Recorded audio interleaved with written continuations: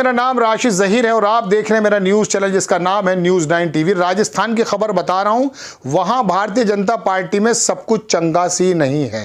वसुंधरा राजे को तो साइडलाइन करने की खबर आपके कानों में पड़ गई थी। बहुत बड़ा नेता, 90 वर्ष का, जो आरएसएस के ज़माने में और शेखावत के समय का था, जो कभी राजस्थान का होम मिनिस्टर भी रहा और लोकसभा विधानसभा स्पीकर रहा, उसने बिगुल फूंक दिया और कह दिया एक चुनाव लड़ूंगा और बीजेपी के कैंडिडेट को हराऊंगा। कह दिया वसुंधरा राजे के गुट खाऊं और धीरे धीरे वसुंधरा राजे के गुट को खत्म किया जा रहा है। कैलाश मेघवाल उस दलित नेता का नाम है जिसने अर्जुन मेघवाल पर आरोप लगाया था। वो नेताजी आपको याद होगा लोकसभा में पगड़ी वाले नजर आते हैं, उन्हें लॉ मिनिस्ट्री भी दे दी गई थी अभी प्रधानमंत्री जी की तरफ से।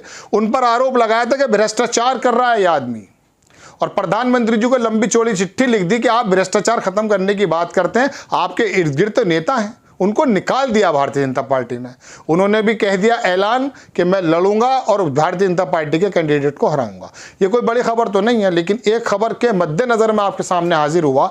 एक और है वहां दर्शकों, सूर्यकांत व्यास, ये बेसिकली जोधपुर की कॉन्स्टिट्यूएंसी से लड़ती हैं। उन्होंने भी कह दिया कि मैं चुनाव लड़ूंगी, चूंकि उमा भारती ने भी मध्य प्रदेश में ऐसा ऐलान कर दिया है। दो लोगों की चलने नहीं दे रहे हैं अब ये लोग। बिखरते जा रहा है भारतीय जनता पार्टी का कुनबा, कम से कम राजस्थान में। और वहां मैं अब आपको दर्शकों अहम बात बताता हूं जिसके लिए मैं हाजिर हुआ। 34% के करीब एससी और एसटी वोट है राजस्थान में। 18% एससी और बाकी 12-14% एसटी है। दलितों पे जिस तरह से जुल्म सितम हुए देश भर में पूरा दलित देख रहा है। कैलाश मेघवाल एक बड़े नेता, पुराने नेता, में एक बात और याद आ जाती है मुझे, चलिए मैं पहले बात पूरी कर लेता हूं। उनको निकालना, उनकी बगावत करना, कहीं ये 34% दलितों में एसटी के अंदर ये वाला मैसेज चला गया कि भारतीय जनता पार्टी वाकई दलित विरोधी पार्टी है, तो ये दर्शकों सिर्फ राजस्थान के लिए नुकसान नहीं होगा, क्योंकि ये बिरादरी मेघवाल 7 से 8% जो है मध्य प्रदेश में भी रहती है, जहां पेशाब किया था एक दलित के ऊपर, याद होगा आपको, एसटी के ऊपर, आदिवासी के ऊपर। तो ये चिंगारी पूरे देश में जली जाएगी। और अगर ऐसा हुआ कि दलित वोट भारतीय जनता पार्टी से मजबूरन जहां जहां गया छिटक करके आ गया गठबंधन की तरफ, कुछ नहीं बचेगा। क्योंकि कांग्रेस आई ने एक जमाने तक हुकूमत जो की है मुस्लिम, दलित और पंडितों पर की है। बनिया वोट तो 30-35 साल से तो मैं देख रहा हूं जो भारतीय जनता पार्टी और जनसंघ में जाता है। बहरहाल ये बड़ी खबर है। अब आपको दर्शकों मैं आपको बताऊं कैलाश मेघवाल कौन है। कैलाश मेघवाल 90 वर्ष के एक ऐसे नेता हैं। बूटा सिंह, राजीव गांधी के समय याद होगा आपको, गृह मंत्री हुआ करते थे, उनको हराया है इस आदमी ने।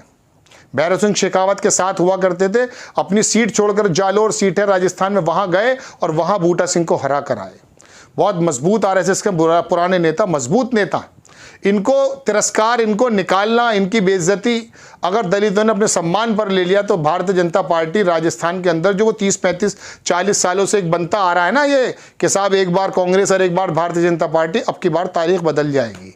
लोग तो कह रहे हैं अशोक गहलोत ने, मैंने भी कहा काम बहुत अच्छा किया है, योजनाएं ज़बरदस्त लाए हैं, शानदार काम किया, समीकरण अच्छा, जादूगर कहे जाते हैं, लेकिन मुझे यकीन नहीं आता कि कामों के ऊपर सरकारें आती हैं। शीला दीक्षित का मैं हाल देख चुका, दिल्ली को लॉस वेगास बना दिया था मेरी नज़र में।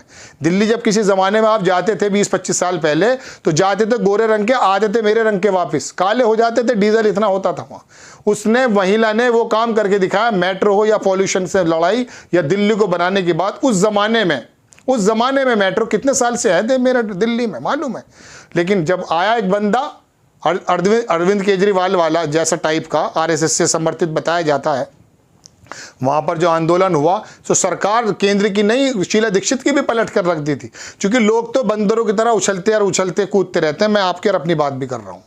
तो दर्शकों बात यह कि मुझे कामों के पर भरोसा नहीं, लेकिन ये जातीय समीकरण जो है राजस्थान में बहुत जबरदस्त उलटफेर कर सकता है। चूंकि ये 34% वोट जो मैं आपको बताऊं वसुंधरा राजे से संबंध में, 2013 में दर्शकों यही 34% वोट जब भारतीय जनता पार्टी पर आया था, 163 सीट आ गई थी भारतीय जनता पार्टी की वसुंधरा राजे की सरकार में।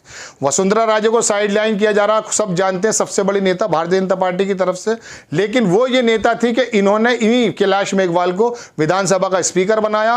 और एक मुस्लिम नेता और हुआ करता था दर्शकों, उसका नाम मेरे जहन से, हाँ मैं बोला था मैंने, यूनुस खान, उसको PWD दिया, ट्रांसपोर्ट दिया। वो क्या हुआ, उसने जबरदस्त काम करके दिखाया तो मुस्लिम भी कुछ आ जाता था। तो ये जातीय समीकरण, गुर्जर की समधन है वसुंधरा राजे, ये 7-8-9% के करीब गुर्जर भी हैं। तो दर्शकों, ऐसा एक बना रखा था समीकरण वसुंधरा राजे ने, लेकिन उनको साइडलाइन किया जा रहा है। मोदी जी के या अमित शाह जी के कहने पे ऐसा आरोप लगते हैं, लेकिन अब उनकी कमर पर जो पीछे से वार कर रहे हैं वो भी पीछे से वार कर रहे हैं, चूंकि कैलाश मेघवाल ने कह दिया कि साहब मैं वसुंधरा गुट का आदमी हूं, और वसुंधरा गुट को धीरे धीरे साइडलाइन किया जा रहा है। तो अब राजस्थान के समीकरण वो नहीं है जो 1 महीने या 4 महीने पहले थे। अब हालात बदल सकते हैं और वो जादूगर नाम का व्यक्ति अशोक गहलोत दोबारा से सरकार बना सकता है। ये बात अलग है कि सचिन पायलट उनके बाद क्या हो, लेकिन फिलहाल वहां भारतीय जनता पार्टी की स्थिति बहुत ज्यादा खराब है।